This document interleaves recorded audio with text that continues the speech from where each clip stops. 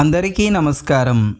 ఈరోజు వీడియోలో మనం శ్రీ బద్దెన గారిచే రచించబడిన సుమతీ శతకంలోని 41 నుండి 45 పద్యాలను భావములతో సహా వివరించుకోబోతున్నాం. మరి గత వీడియోలను పరిశీలించినట్లయితే 1 నుండి 40 పద్యాల వరకు భావములతో సహా వివరించుకోవడం జరిగింది. మరి 41వ పద్యాన్ని చూసినట్లయితే, తన వారు లేని చోటును జనమించుకలేని చోట జగడము చోటన్, అనుమానమైన చోటను మనుజునకట నిలువదగదు మహిళో సుమతి. దీని భావం, తన బంధువులు లేని తావునను, తనకు మచ్చిక లేని తావునను, తనపై అనుమానమైన తావునను మనుష్యుడు నిలువకూడదు. 42వ పద్యాన్ని చూసినట్లయితే, తమలము వేయని నోరును విమతులతో జలిమి చేసి వెతబడు తెలివిన్, గమలములు లేని కొలకును హిమధాముడు లేని రాత్రి హీనము సుమతి.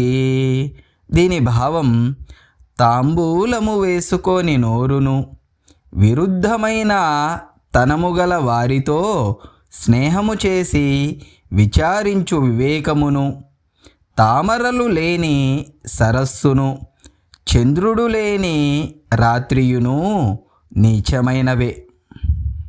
43వ పద్యాన్ని చూసినట్లయితే, ఈ పద్యం చాలా లోక ప్రసిద్ధి చెందినటువంటి పద్యము.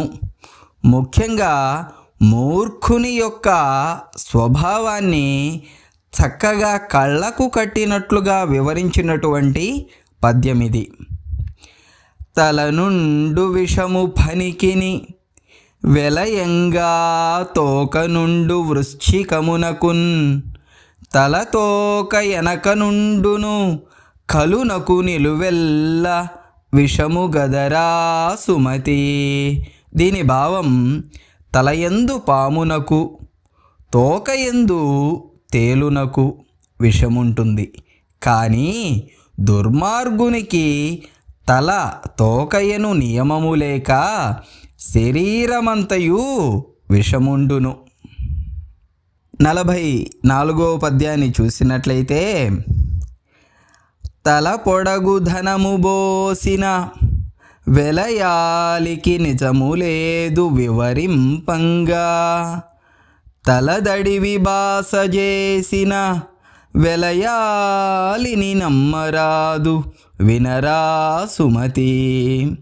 దీని భావం, తల పొడగు ధనము పోసినప్పటికీ వేశ్యా స్త్రీకి సత్యమాడుట లేదు, తల మీద చేయి వేసుకొని ప్రమాణము చేసినను వారకాంతను నమ్మరాదు. 45వ పద్యాన్ని చూసినట్లయితే, తాననుభవింపనర్ధము మానపపతి జేయుగొంత మరి భూగతమౌ, గానలని గలుగూర్చిన తేనియొరు చేరునట్లు తిరముగ సుమతి.